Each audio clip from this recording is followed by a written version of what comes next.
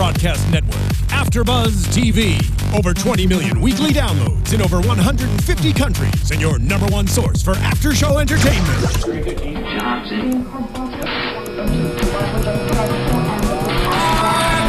AFTERBUZZ TV, the destination for TV superfans. Producing aftershows for over 300 of your favorite TV shows. Interviewing celebrities and showrunners. And bringing you behind-the-scenes exclusives. All thanks to E! Entertainment's Maria Menounos, producer Kevin Undergaro, and internet leader Akamai.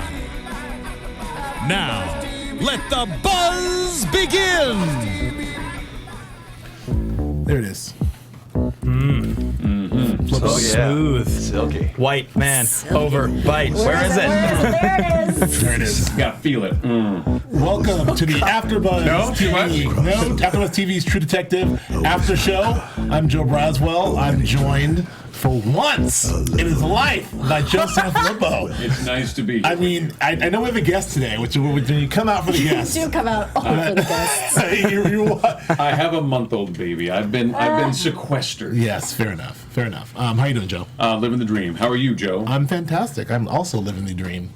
Well, good. We're both dreaming. Yes. And we're caught in the middle. What's Julia. happening in this dream? I'm also joined by the lovely Julia Cearley. Hi, everybody. How are Nice you, to be Julia? back. And Ben you, and I had a nice little date last week. Yeah, it's pretty Just romantic. the two of us, it was. Julia, you've been working on your super secret project. I have been working on my super secret project. But we won't talk about that because it's super secret. It is super secret.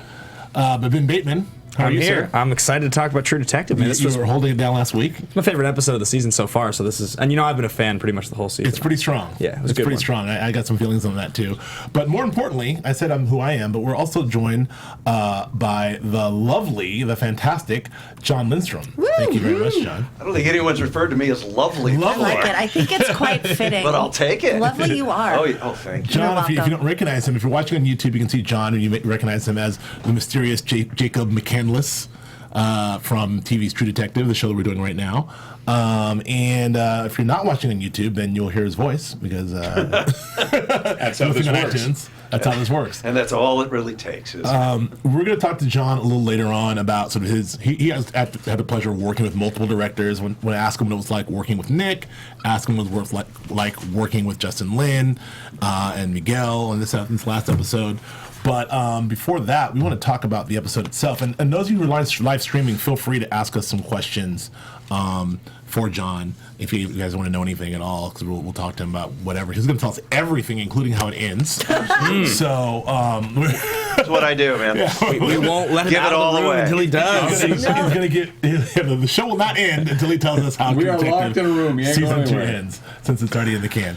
I want to get some thoughts on this episode. I know yours. I know mine. I know yours, Ben. But let's start with Joe Flippo. Joe, what did you think of this one? I liked this episode a lot. Good. I enjoyed it very much, and I thought that I started to get Frank's character more. I felt like he came out in a way this week that I kind of understood him more. I felt like everything kind of worked. It kind of clicked for me a little bit more. And I really liked Rachel McAdams was Stone Cold Killer. It's really good. Or Stone Cold Fox in that dress. Ooh! And apparently we're done. That happened. Don't mind that. We have a live streaming client going at the same It's a time. live stream. We're too live. Sorry, we're too too live. Too live crew. You, Julia. My what'd you turn. think? Yes. I agree. This is my favorite episode yet of this season. I feel like I got a really great, deep insight into who these characters are. I feel like over the last many episodes, we've sort of scratched the surface on these people's pasts and what they've been through and why they're so effed up. But now I feel like we're a little bit more clear on why they are who they are and what their motivations are. The goals were pretty straightforward in this episode. It was a very disturbing episode there at the end, but you know me, I like that stuff. So I was totally in. Okay. Ben, you had some really strong feelings about this episode. What were they? Well, I am just going to let our... There we go. Pop, we good? Good to go. Yes, I believe so. All right. My feelings on this episode were that I felt it had the strongest the strongest total of scenes thus far of the show. I thought, there have been some great scenes so far throughout the 5 that we had seen, but in terms of just walking away from it feeling like the plot had been advanced and I got out of the characters what I wanted, this was like at least 65%. Unfortunately, and we will get to his character, I have like my final opinion on the Vince Vaughn storyline that's been waffling this whole time. Okay. When we get to his character, You have a final opinion. I'll share it when we get to it, but Okay. in terms of the episode itself, I really enjoyed the episode. I thought it was well done, and I walked away from it very excited for the next one. Me too. I really love this episode. I have to say, like we've talked much about the multi-director approach, obviously from the auteur one director from season 1. Justin Lin did a great job of setting the tone in the first 2 episodes. I feel like, in terms of what we saw in after episode 4, in episode 5 for me, I felt a little lost. It felt a little different. It's very distinct. Look, each director sort of bring in their own style with the through line of what Nick Pizzolatto's done.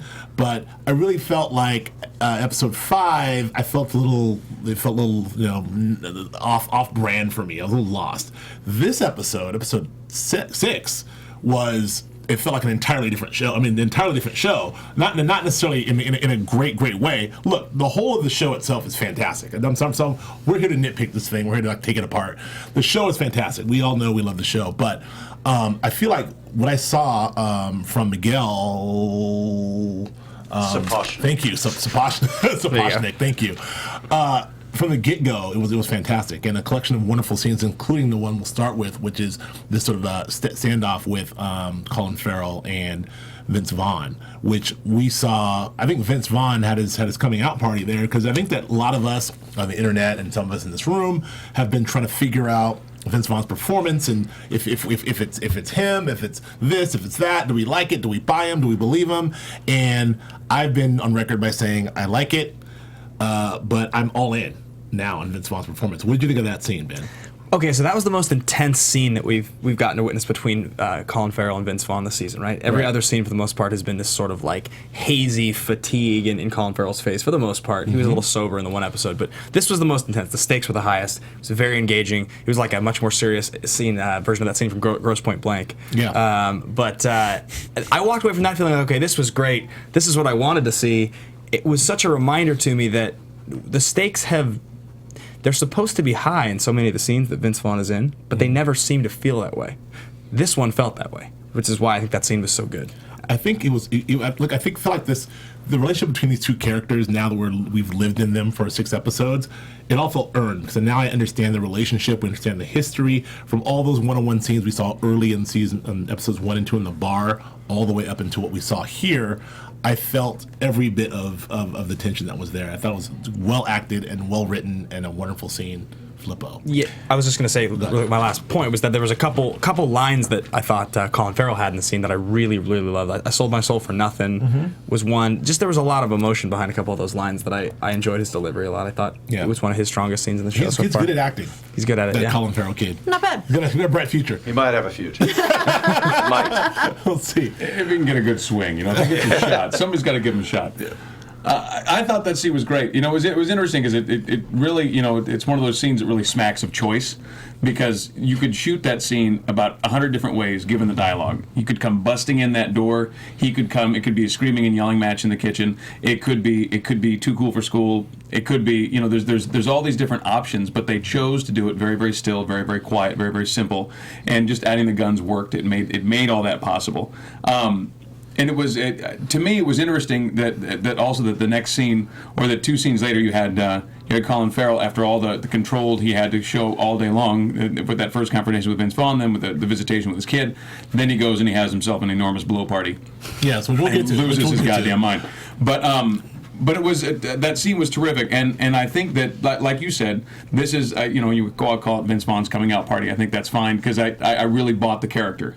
I enjoyed that. It didn't. Nothing screamed out at me as like, So really, really great work, and I love that his wife is off in the corner with her gun. Oh, she was ready. Which kind of I'd forgotten that she was there, and it was like, oh, that's right. This was not going to go off one way or another. She was there too. It was always going to. Yeah. Mm-hmm. And Vince Vaughn said, "Me or my guys." Right. And I'm like, there's only one guy, but she's a girl, and she's in the back. And she's all in. And she's ready. She's got to let it. Jules? I loved that scene. I feel like that scene sort of leveled the playing field of these two characters, and it showed that they have a true history together rather than just boss and employee. There's feelings toward each other that I feel like that came out in that scene, and their history, and I feel like it also continued the stakes and heightened the stakes even higher because the story didn't just stop there. You know, it's growing from there. So I really loved it. Good. I love to. I love me some Vince Vaughn. We all know this. John, I want to bring in John in this one, if you don't mind, John. I mean, you've too, obviously, I know that you're clearly a fan of the series. I know that you watch all the time and you love it. Did you? I mean, watching this for the first time put together? What did you feel? What was your reaction? I'm sorry, is the show started? Yes. I thought we were just recapping for ourselves. No, we're rolling. To me, I mean, since we're talking about Colin and Vince's scene in such detail, I think the biggest thing that I could say about it is that it is really good storytelling. Mm-hmm. Until that moment, there is no reason for them to have that face-off, and it follows such distinct and solid logic from Nick Pizzolatto, I'm talking about. That, I mean, sure, it's a fantastic payoff, but that it couldn't have happened before that moment. Yeah. For me, it really, really nailed it. And as far as what we were saying about Vince Vaughn, I mean, to me, it speaks to why I think his performance is just epic when it comes to nailing this guy Frank Semyon, because he can sit and talk to Ray Velcoro. He can talk to this cop, an ex-sheriff's deputy, who's basically comes from a rather low-rent background, just like Frank does, and they can talk to each other, and they know the streets, and they're savvy, and it's easy for them to communicate, which is true of Vince's character with just about everybody he talks to, until he talks to someone like my character. Right.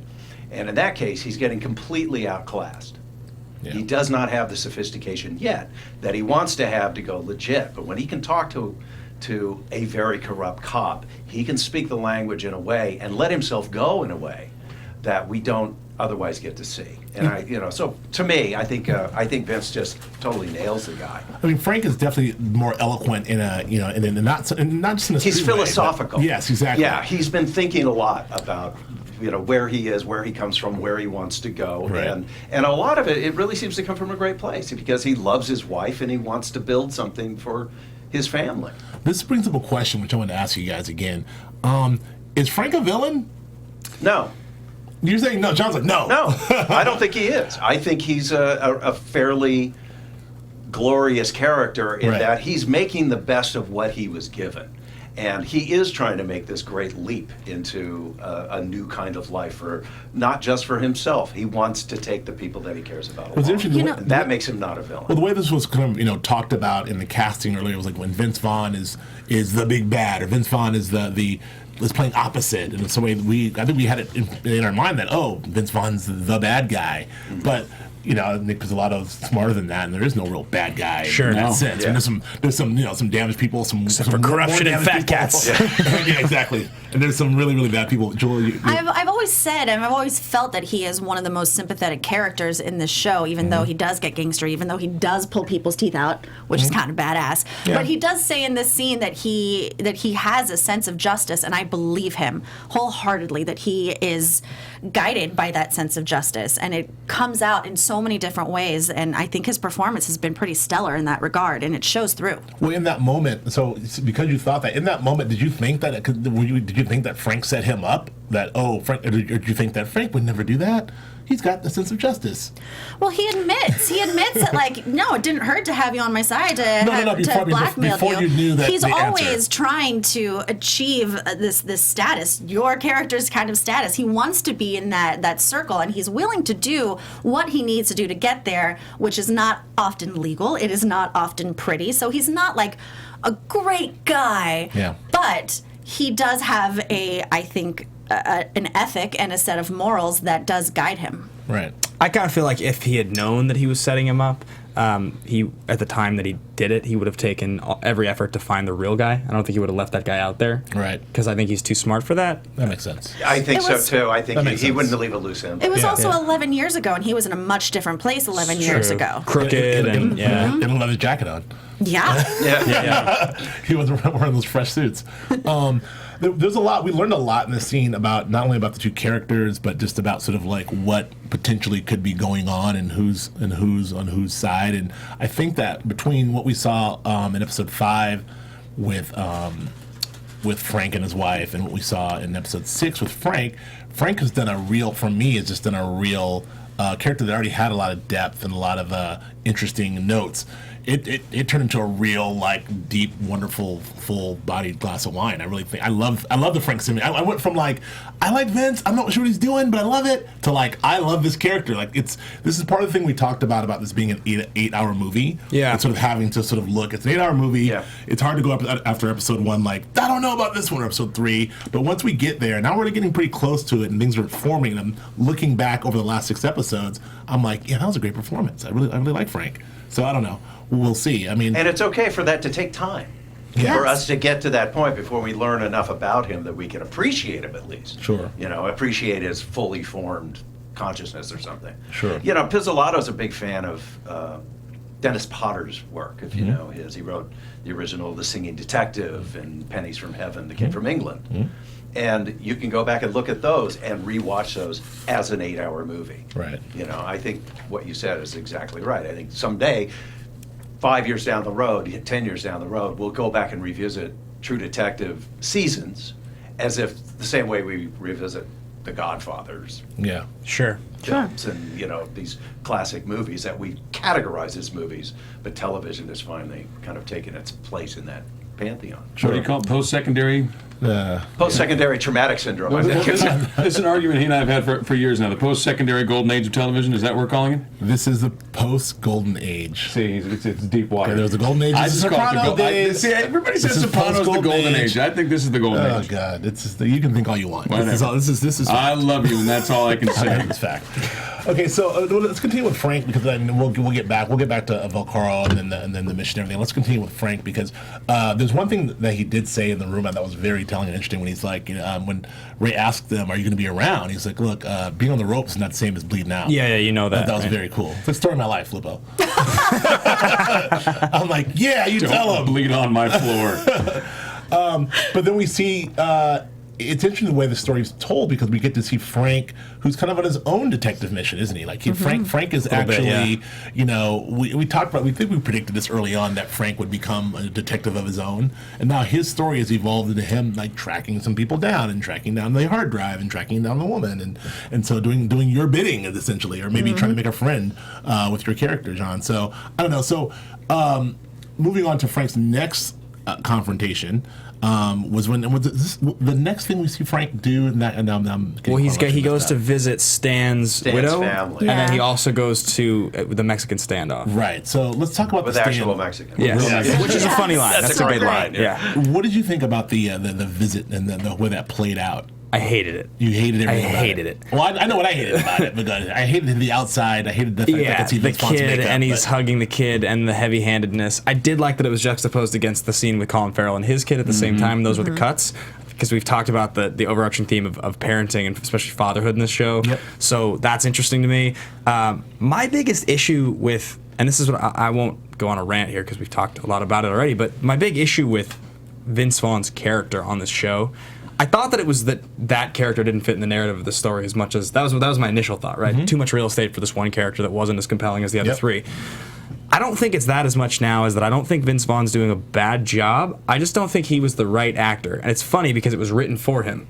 It was written for him. I don't think that he's the right actor because most of the scenes he's in, I find myself watching and going, I know what you're doing. You're not ruining the scene by doing a bad job. I like Vince Vaughn a lot. I want to see somebody where I just, in their eyes or something, I just feel, I want it to feel different when I'm watching those scenes. I don't feel compelled by his character, and it's difficult that it's 6 episodes in. I agree he had a coming out party, and I liked his character in this episode far more, but at this point I'm 5 episodes deep, and I don't find him to be engaging or compelling as a character, so it's hard for me now just because he had a great scene to jump on and say, well, now I care about this scene, I care about this scene, I care about his, like, I just wanted to go back to the other characters, which is why the scene with Colin Farrell to me was great, because it's putting him with the strongest character in the show. Fair enough. Jules, what did you think of that scene? It wasn't my favorite scene, wasn't my least favorite scene. I don't necessarily think it was the most necessary scene, but I thought his speech to the kid I thought that was compelling. I was moved by it, considering what his history is, not only his childhood history, his history with his father, his inability to have children at the moment. Therefore, making it necessary. It's a necessary. I think it's a necessary scene to get to the bottom of but I feel like what's I already, back there. I feel like I already knew it. Okay. I think, but I think it was. I thought his performance was lovely and moving, but I don't know if it would have been as moving had that juxtaposition not been there with Colin Farrell and with Ray Valcora and his son Chad. Right. But I could take it or leave it. There's also the whole issue of Stan being this character that we're supposed to understand who he is, and he shows up for like a scene in the first episode. Well, I think that the action of the scene is not just to demonstrate the juxtaposition between the different parenting, not parenting, father figure for a brief moment, not father figure for a brief moment. I think it's also to show the boss caring for his people, and that's there to give us a little more insight into Frank. I think to show us that this is not just that Stan dying was not a casual thing for him, and when he's taking himself legit, he's taking his crew legit also, and so and that also plays into why he's having so much trouble with the other guy who's stepping out and created this whole side thing with the Russians and the girls and the whole thing, because he thought he was taking all of his guys in this one direction. And what do you say about his wife said Stan wasn't running things for you, and what do you call it, skill sets, right? Yeah. And so I think the action of the scene is to show that these people were his family. They meant more to him than just foot soldiers, because he's not really that gangster. If he ever was, he's not that anymore, or trying not to be that. And I thought it was also interesting the way that Jordan kind of played in, because there's that thought that she's kind of along for the ride a little bit. At least that's kind of where I've been putting my head. But this episode, that's no longer the case. I mean, she's standing off to the side with her little, was it 38 special? Is that what she had in her It looked like it, something like that. Little something, it was dainty. In the scene with Colin Farrell. Makes a damn big hole, though. It does. And it depends what you load on. It might leave a little back out too.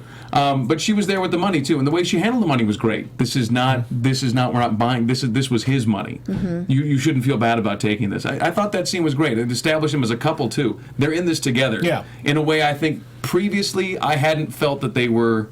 I felt very much like she wanted one thing and he's doing his best to kind of bridge the gap between real life and what she wanted. In this episode, I felt like they really were together. I disagree with that. I have been on board with their relationship since their very first scene together. Me too. I've always thought it was genuine and true, and this scene definitely solidified that she plays the perfect first lady. I don't mean to say that she wasn't in and he wasn't in. I meant to say that this is her, I guess I would say, in the trenches, like she was in that cocktail party in the beginning. This is her working with him, which I hadn't seen in this capacity. I only receiving her working with him in the attempt for the new But that's life. really because he's been keeping her out of it.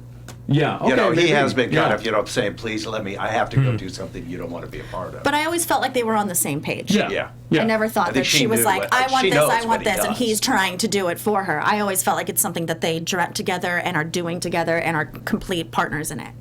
All right. Well, maybe it just felt more solid to me then. Okay. Maybe they dragged me along. Okay. Maybe it's the bottom feeder got kicked out. I will say I do agree with you, Jules. I think that I felt this all the way along, and I do agree with you, Joe. I think it's a good way to sort of establish Vince Vaughn's character cares about stuff as opposed to him being just a bad guy. And I think that it also helped with all the conversations about them having a kid and adopting a son, and obviously the young son is sort of maybe Vince is looking at himself, Vince Vaughn, and giving him the love that his father never gave him. All that good stuff. We saw that in the scene. Then we go from there to see Vince go over to find the girl in the Mexican standoff scene. Like when he finds the girl, Arena. Yeah. And the poor girl's throat's cut. Right. Like he was visually distraught. Yeah. And so he was really, and he was sitting there, I was like, why did you guys do that? Why? Why did you do that? And again, more sympathy for Frank. Frank's just a guy who's just trying to keep the shit in the horse, and figure it all out. He's not a guy who's just taking guys out and murdering people. And I thought it was a very, very sympathetic Frank episode.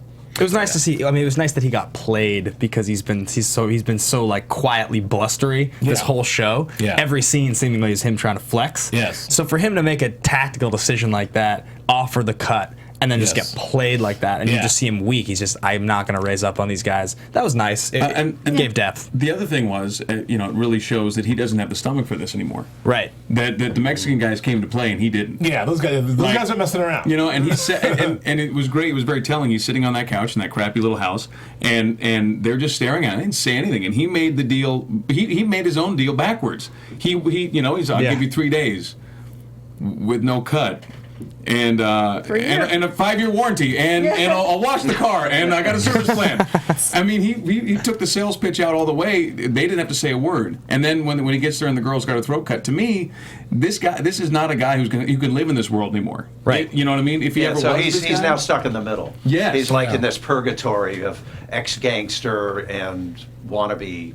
And it's not legitimate businessman. And it's not just Right. a matter of circumstance any longer. That scene shows it's a matter of his stomach. He cannot do this. Does that make any sense? Absolutely. Nor is And he what's ready funny- for what those people up there That's are it. willing That's what I to was do. going to say. And when he That's goes why with he's the real being money, outclassed here, There you but go. being outsmarted here. That's it. I want to shift over to. Go ahead. What's Jules. just real fast on that note? What's funny is that in that very first scene with Ray, he says, "You're free. You haven't had the nerve for this for a long time." And I'm wondering if that's partially him, partially Ray. I don't know. Just Yeah. sort of like a little comparison there. Yeah, sort of speaking his own feelings. Yeah. That could be true. Like, it ain't pretty, guys. Right. He understands it ain't pretty, but if he wants to be there, he has to play the game. It looks Right.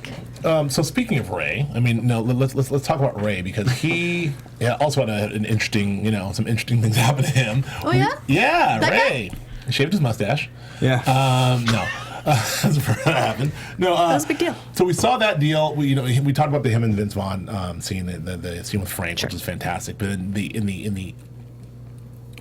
the aftermath of that scene, we get to see him have the confrontation with the real rapist, which I thought was another riveting, fantastic scene, which is sort of like the rage that was in his eyes and the rage that he felt that whole time, and the guy who was just a guy.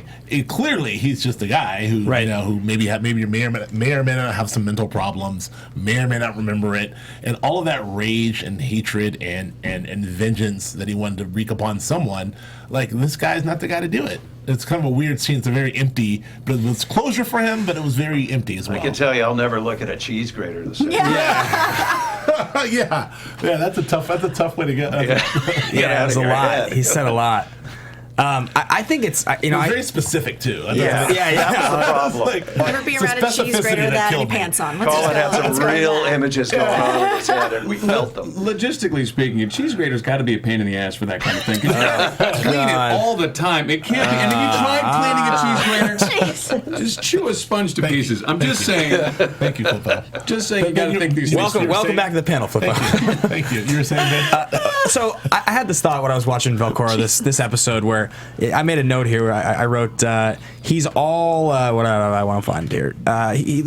So he's like all lazy intensity. Like, his bluster is derailed by his crippling and stifling self-hatred. It's just it just sedates everything that he does. You wrote that down there? Well, I wrote it when I was because my Sounds thought like was Nick wrote that. it's like when you're watching a character like that who says, and he's looking through the window and he's saying all these really intense things, and he walks away with this cheesy line. He says, "I don't even know you, man," and he says, "You know me, you just didn't know you did." Yeah. And you're like, it's the way that he treats all of it. You're like, I understand the way you feel about yourself, and you're this really intense guy, and maybe you could be a crack detective if you just kept it together, but you don't, and you hate yourself, and you're an alcoholic, and you're like a bully the way you're even talking to that guy. You're never gonna do any of that. You'll get drunk and you won't do it instead. Like, it was just like, it's amazing to watch a character that's so intense that you just sort of know that character's intensity is completely derailed by them just having a total limp. Yeah. You know? Yeah. Well, the way Why he is it described. demons? Yeah, there's demons, exactly. The way he described the way he was going to torture this man is so opposite from what he actually did to the fake rapist that he Right. did kill. He said, I'd never even asked him any questions. Right. Whereas now, where it's totally safe, it's behind glass, the guy's already behind bars, he can really just like draw it out and say, this is what I would do, this is what I would do. But when push comes to shove, he's probably just going to shoot him. And that's some Because catharsis he's- there. There's some very Sure. cathartic about being able to say that stuff out loud. But he's definitely fueled by rage rather Right, than good point. revenge. Right. I agree. Well, because there's that line that Ray has, right? He says, "Your crooked rage was always there." Didn't it just help you become the man that you always were going to become? Yeah, Right? It's good stuff. I could have been different. So then we see him with his son, which I thought was very, very. Go ahead, Joe. Who is this kid's dad? Who do we think the dad is? It still doesn't look like that rapist. Yeah, it doesn't look like him. I The mean, not redhead. even a little bit. I don't know. I feel very uncomfortable. That scene made me feel so uncomfortable because what they're doing with the kid is I don't like feeling this way about a kid, but I mean, it's obvious. Like we're sitting there, we don't want to build a model. We just want to sit and eat pizza and watch TV. And just A 20-year-old show. Yeah, A Friends. funny 20-year-old show. It was a weird. What are we supposed to feel about this kid? Well, I feel like the kid is like that. That's kind of very true-ish to like sort of the kids that age. Like they're not all like these precocious bowl cut kids you see on TV. Like, hey, pops, let's blah blah blah. No, but I mean, I think that like, but he's just a normal kid is just like, oh no, let's watch TV. I mean, that's kind of like I don't know. It felt pretty real to me. There are no accidents in Pizzolatto's show. I mean, I don't think there's anything by accident. So I don't know what do you think we're supposed to feel about this kid? I think. Go ahead. I just think he's a normal kid. I think he's a kid. Okay. I think a kid who's in the middle of some stuff. His parents going through this crap. His dad's here. He doesn't know what to think about his dad. He even his kind of like apathy. Like kids don't. I don't know. Kids don't really emote at that age like that. They're not gonna have to come up with some really flowery line about like, Dad, I really miss you, and I want you to know that every time I saw the cube. Like he's just like, how do you feel about that? If I don't see you, he's like, I don't know. Well, not good, I guess. The scenes were juxtaposed. It was so you had not just Frank juxtaposed with Ray as far as the little fathery moment. You also had the kids juxtaposed. You had one kid outside playing ball, and young kid, skinny, sleek, athlete kid, and then you had the other kid watching TV, eating pizza. This is not an accident. So I mean, like, what? I don't. John, what do you? I think that you had mentioned earlier this kind of one of the themes being about parenthood, and specifically fatherhood. I think the purpose of juxtaposing them that way was one to show that Vince has the capability to impart the role of a parent and do it in the right way. Where Colin's character, where Ray Velcoro realizes that he's utterly inept at it, no matter whose kid it really is. I think that kid has a suspicion, or at least he'll grow up to go, that's not my father. You know, it's almost irrelevant who the father is, and it could be that Abigail Spencer's character was having affairs on him while they were married, which I think is pretty possible because Ray's been a basket case for a long time. Yeah. You go back to the Fred Ward scene when he met his father, you know. But I think, maybe Vince's character doesn't have an epiphany about it. It comes naturally to him to be able to talk to a child and let him know that you're going to experience these things in life, and what you do with them is up to you. Okay. Sorry, it's my wife. I'll get to that in a minute. You and not one of us. That's good. Hi, honey. I think she's watching.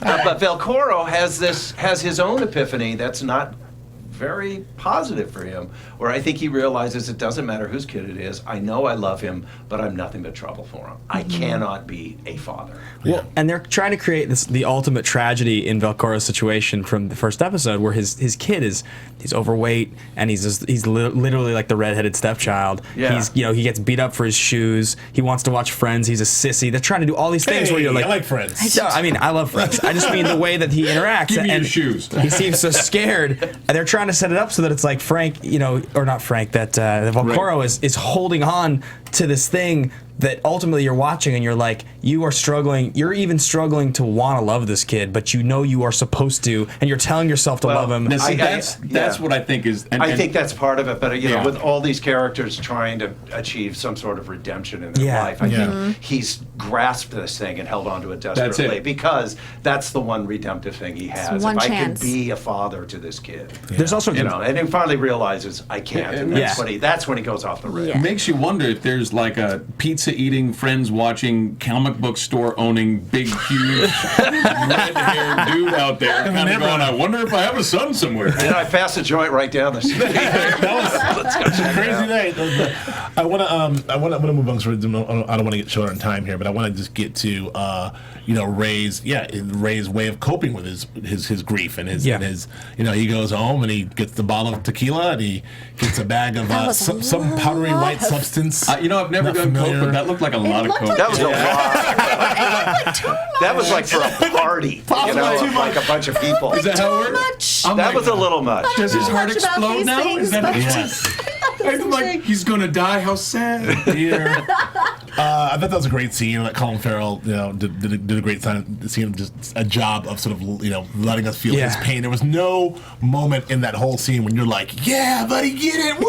You're just like, although with all the bolo ties he wears, I did not take him for a punk rock kind of guy. No, that surprised me. No, he's disco all the way. But then his very defeatist sort of call, desperate call to the wife, and that was also very very sad, but it's very it was super. Showed his love for his son, in my opinion. If you love something, just let it go. If you love somebody, let him free. Set it free. If it doesn't come back, hunt it down and kill it. It's funny. Right. It's funny. Half of that. It's funny because I felt like that scene was.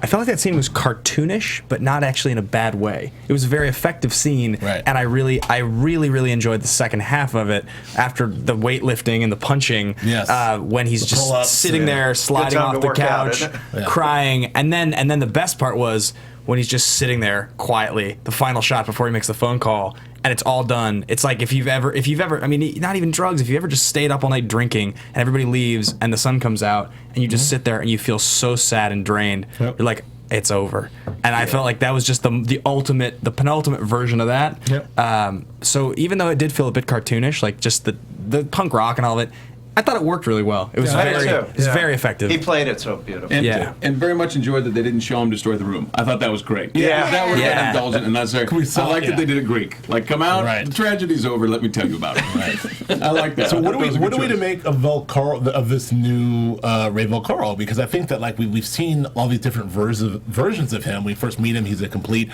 burnout, drinks too much, smokes too much, does a little too much everything else. Then a completely broken man.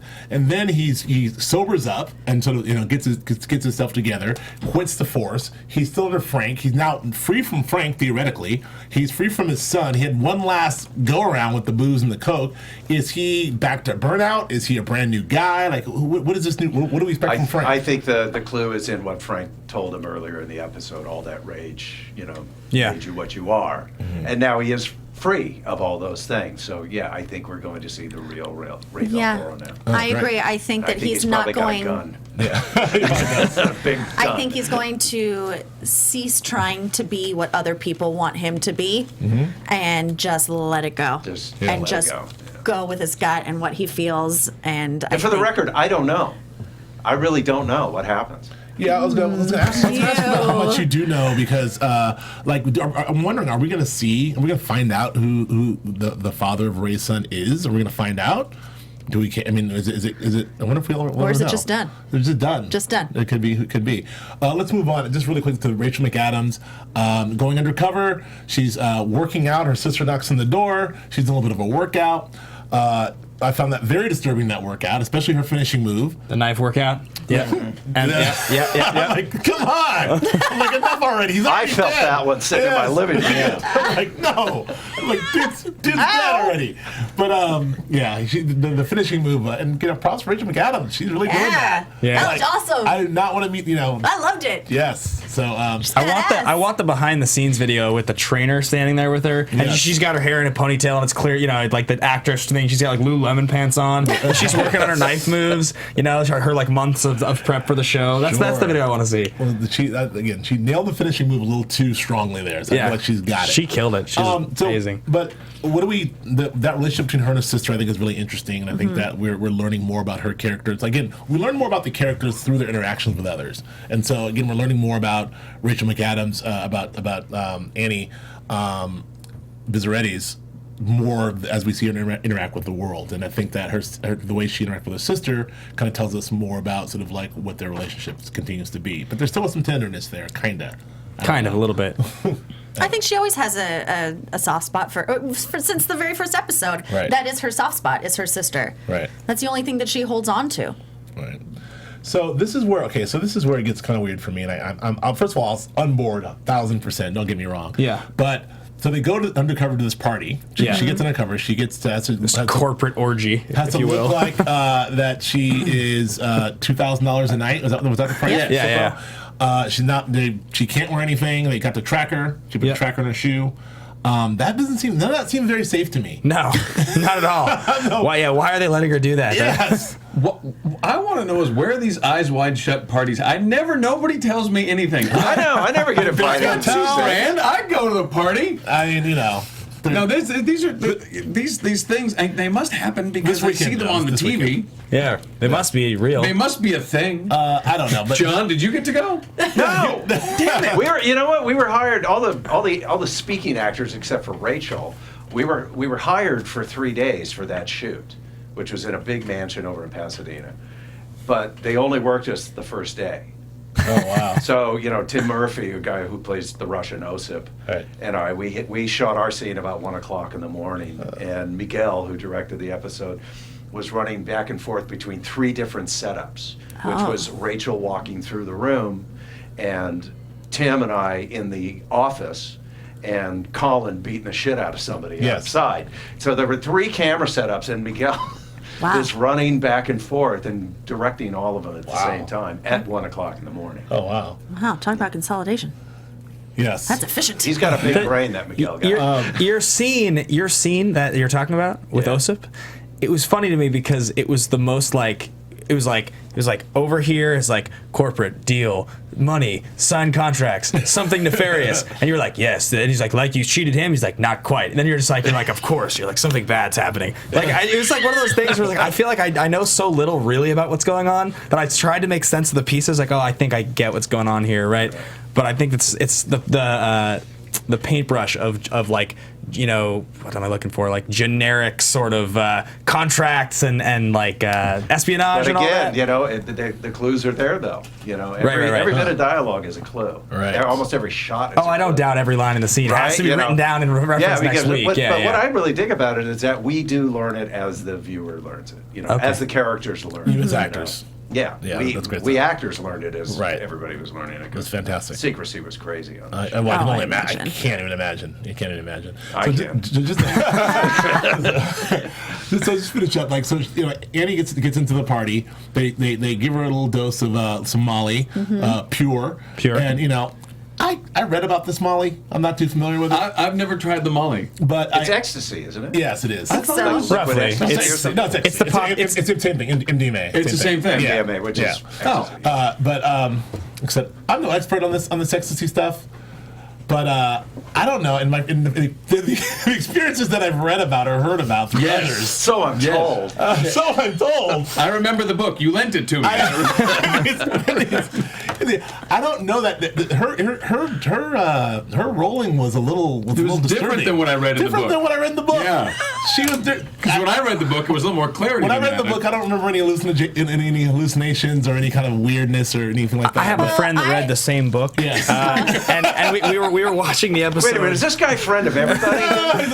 And he looked. He gets around, man. My buddy looked over at me when it was happening. He was like, "It's kind of shameful that they're presenting a Molly trip like this." He's like, "This is ridiculous. You just feel really happy. That's it." That's what I said when I read the book. That's what the book said to me. That's what the book said. That's to what me. the book said to I him. haven't read the book yet, but I've read Well, if the other book books. says so. Other books that I've read. Yes.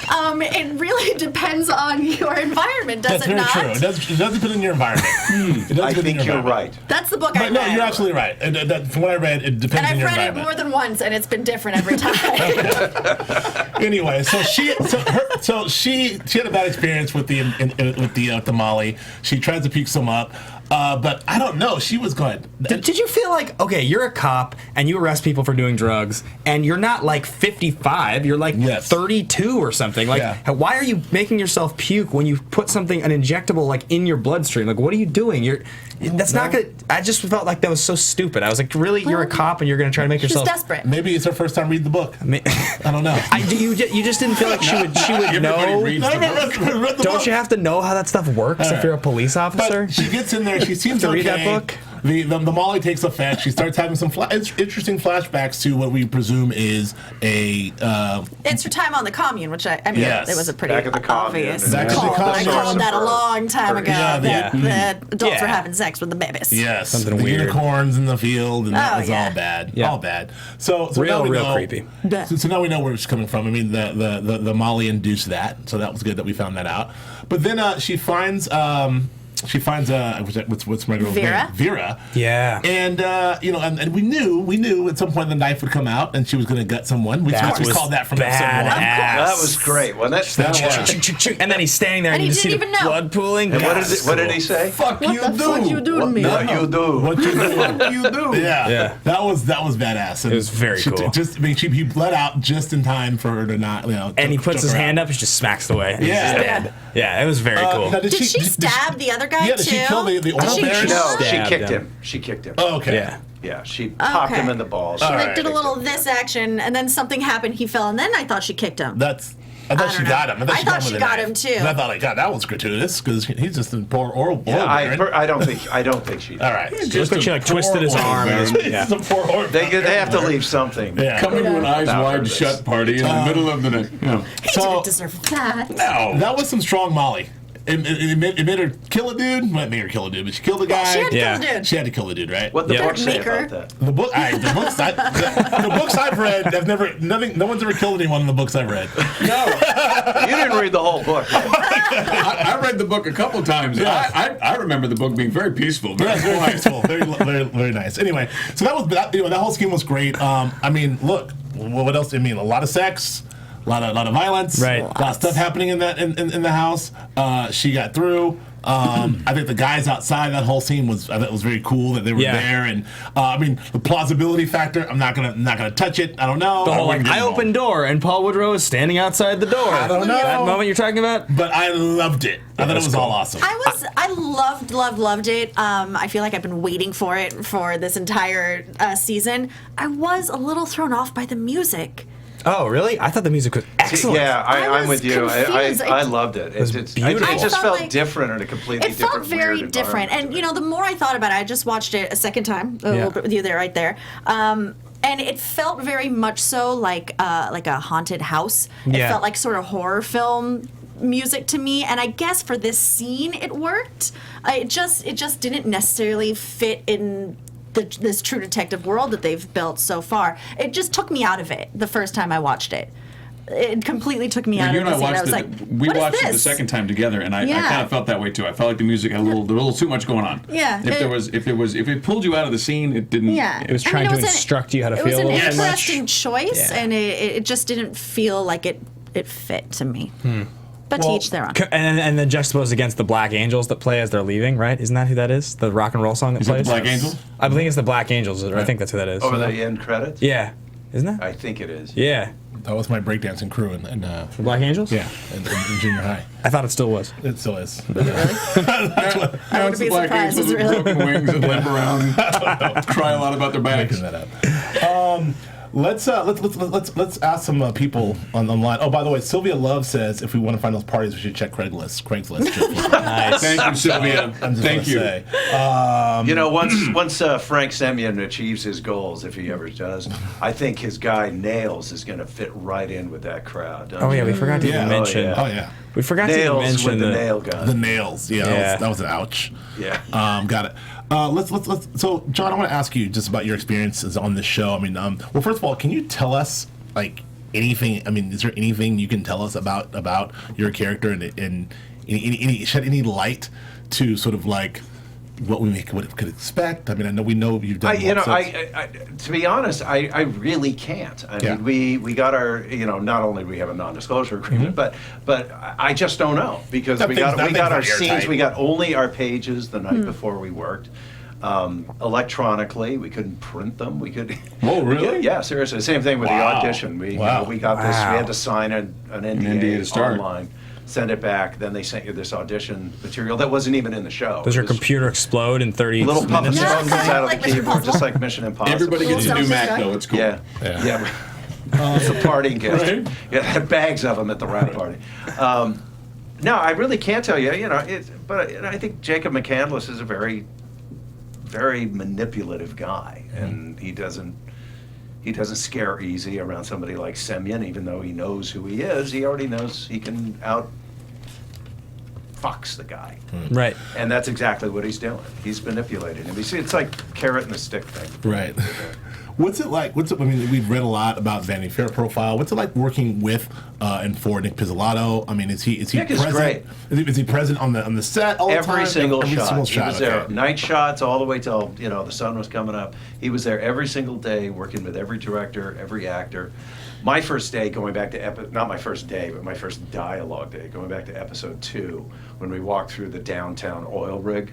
Yeah. And it's me and Vince's lawyer, and we spent all day long shooting that. I love that scene, by the way. Yeah, I did too. I thought it was a really cool scene. That's a great scene. At the end of the day, I'm walking to take my audio mic back or something, and I walk past Video Village, and Nick rips off his headphones and runs over to me and says, "John, that was great. You're doing such a great job. Oh, wow. Thank you so much." Oh, that's nice. great. That's the kind of guy Nick is, That's great. He'll give you a hug and say thanks, and he means it. And when he says, I hope we work again, he means it. He's a very genuine guy. Is there any sort of on the fly rewrite because he's there? Is he sort of Yes, he crafting, rewrites all the rewriting time. on the fly? Yeah, It's like, absolutely. He'll be over there on his. his chair just Right. working on, just nitpicky little things. Does he and I see things change, in the edit from, that scene I had last night was probably twice as long as what you actually saw, but they pared it down to just what was necessary. Can I ask you this as an actor? Is it more nerve-wracking working with someone who's gotten so much attention for their writing and so much acclaim for their writing, and having them right there? And is it nerve-wracking? Do you ever have moments where you're like,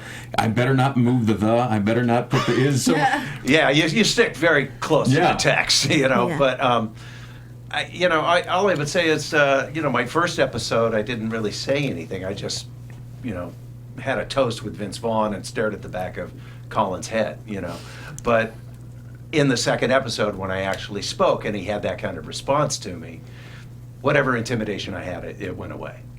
nice. He went out of his way to make sure that you didn't feel intimidated around him. Does he he's so poetic with his writing? It's so long-winded in a lot of cases, and I mean the verbiage is very, very specific. When you speak with him and you've had any longer conversations, does he speak in the same way, or just in his writing? No, he's like, oh, fuck that shit. Man. Come on, let's just go. Come on, shoot it already. John Crowley. It was like 4:00 in the morning, and Nick came over and said, "Why are we doing that shot again?" And John goes, "Well, focus was a bit dodgy." And Nick goes, "Well, fuck the focus. It's 4:00 in the morning." He doesn't mean it. So you got a chance to work you work with Justin Lin. Justin Lin did the first two. You worked with Miguel Sapochnik, who also did the Hard Home episode Home of Game of Thrones, yeah. episode 8. If you guys have not seen Game of Thrones episode the big 8, massive White Walker. it is fantastic. Was that He directed the episode you saw last night. Yeah. Okay. Yeah. So you directed And last John night's episodes. Crowley. And then John Crowley. So what's it? I mean, again, we talked about before in film and television, like you have different directors all the time, and usually it's like last season it was one director. This time you've worked with Justin, you worked with John, you worked with Miguel, and with Nick there. What's that process like? Is it strange? Does it seem okay? I found it to be very collaborative. The directors they all had free reign, but everybody knew what show they were making. Mm-hmm. I've heard some people say that maybe there's too many directors, but I really don't agree. I don't see a big change, mainly because the DP is the same guy. Yeah, that's a good point. And he kept a consistent look all the way through it, and he's amazing. His name's Nigel Bluke, and he's fantastic. And Nick is the kind of guy, because the secrecy was so intense. He's the kind of guy who would walk over and tell you exactly why your character is here, what you're doing, how that relates to some things. But if it doesn't relate to something over here, and he would say, that has nothing to do with you.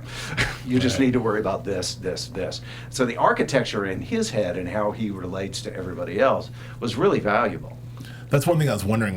Because there's so much going on. There's so many characters, so many things going on. Very dense. I wonder how much it's super dense. I wonder how much you as an actor has to be aware of the world that you're inside. Like there's so many other people populated in your world. Are you just concerned about you and Frank and your world, or do you know what's going on with with Taylor Kitsch and over here? No, I didn't know about that, and there's no reason why I should. Right. Really, even the character doesn't know that's going on necessarily. Right. But again, that's where Nick and the directors were just so great. They could just fill you into whatever questions you had. Now you're a director and producer yourself. Yeah. You have your own stuff you've worked on. Yeah. So working on something as high profile and really as specific as this, do you draw a lot of inspiration there creatively on your own stuff? Man, it was like every episode you'd see me just kind of hanging around. You know, when all the other actors go back to their trailer, I'm going, you don't mind if I just stand in the back and watch for a while? Sure. You know, because I'd really like to see how you set this up. Sure. And I've never seen money thrown around at a production like that, Yeah. even on the big budget studio films that I've been lucky enough to be in. HBO, baby. HBO, They man. got the cash. They do. Them and Netflix. They got the cash. Luca. Yeah. Mine was backtracking a little bit, Okay. so we can move on. Okay. So, Backtrack all you want. Well, you started to touch on it a little bit, that you don't get your pages until the night before, that you're just getting bits of information thrown at you, what's important, what's impertinent. How difficult is it to build an entire character, your entire character of Jacob McCandless, when you only have these bits of information? Is there a lot in your head and your imagination that you've made up for his backstory? Yeah, you know, you sit down and make up your own. 'Cause you're a powerful man. You know, and I did do that. I wrote a couple of paragraphs or a couple of pages of stuff that I just made up that I could take into the scenes with me. But you know, it's important to remember if you're there, you know, basically to support the four big shots, because they're doing the real heavy lifting. Those four actors are. You just have to be clear about what your character is there to be. You know, what cog in the wheel am I providing here? And once you're clear on that, then it's not that hard. It can be intimidating if you let it be intimidating. Sure. yeah. As we talked about Vince Vaughn as the big bad, but I really think that you're the big bad. You're the guy. Yeah. Maybe. You know, That sounds like a prediction to me. I would He's the say Yellow King. absolutely nothing about that. You're the Yellow King. That's my The prediction. Yellow King. Let's segue into predictions right now, so we right. can get into some. Let's do some predictions. Boom. Prediction number one. There's a Done. drop. There will not be. There it is. There it is. Now, your AfterBuzz TV prediction. I'll jump in because you took the first one. Last week, I had made a prediction that one of the main characters was going to die in episodes 6 through 8, and several of our fans, I think like a half dozen of them, tweeted at me and left comments about how obvious it was that Velcoro dies based on some of the stuff we saw in the dream sequence earlier, and just the way that his arc is being set up. And I would say that I read into the stuff they said. I think that it was pretty correct. So I'm going to credit some of our fans as saying that Velcoro will die in one of the next 2 episodes. He's going to be the character. Okay. All All right. right, Jules.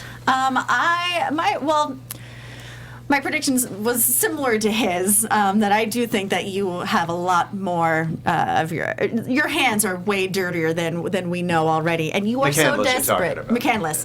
Yes. Me? Not John. And your character is just a drummer, so man. desperate to get his hands on those tapes. I think we're going to find those tapes, and we're going to see some not so savory things that you were doing.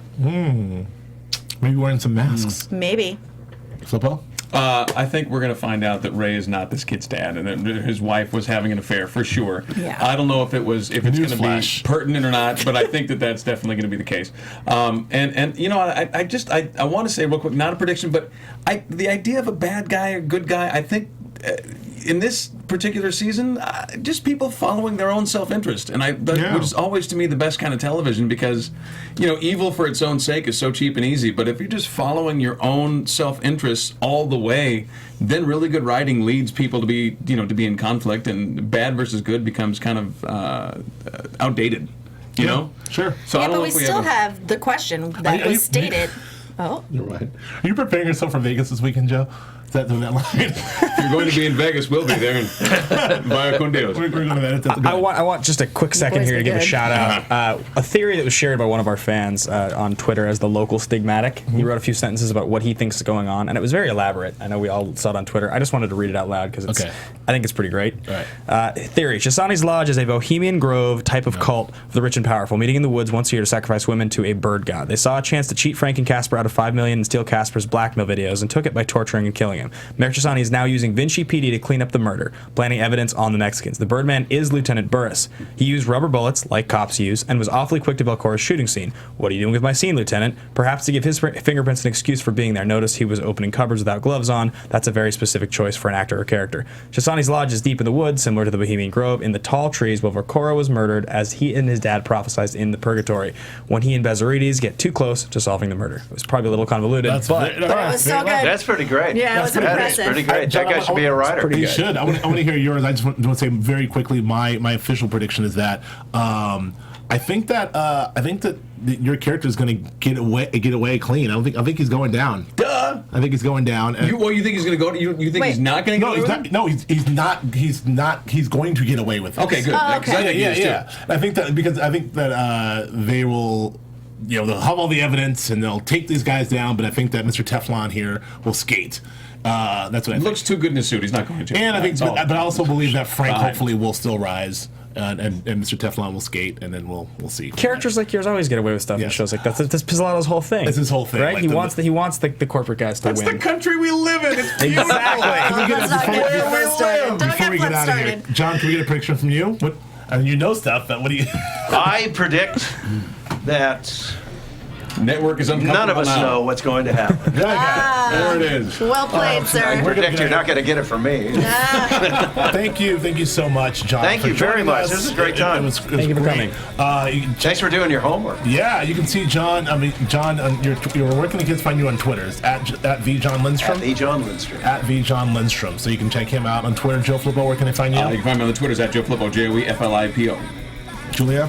Twitter on Instagram with my name, Julia Cearley, JuliaCearley. You guys can find me at Ben Bateman Media. Ben Bateman Media on Twitter, Instagram, and occasionally Periscope, but probably not very often.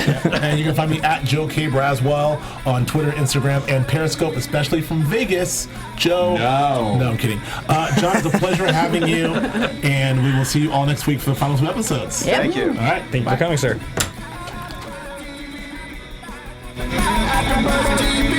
From executive producers Maria Menounos, Kevin Undergaro, Phil Svitek, and the entire AfterBuzz TV staff, we would like to thank you for listening to the AfterBuzz TV network.